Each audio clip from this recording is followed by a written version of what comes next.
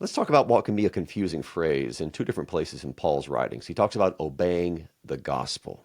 What does that mean?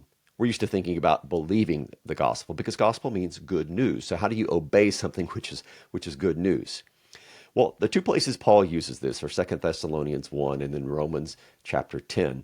And within those same contexts, he also describes the group that doesn't obey the gospel as those who don't know God and they don't believe that which is spoken to them. They don't know, they don't believe, and thus they also don't obey the gospel. Now, I think the Old Testament is going to provide some helpful background here because the verb used in Greek for obey is hupakuo, and that is often used to translate the Hebrew verb shema in the Old Testament, which means to hear or to listen. But to shema in the Old Testament isn't just to let sounds enter your ears, just to hear, but it's to truly listen, to hearken, to let the word enter into the ears and begin to work its work within us.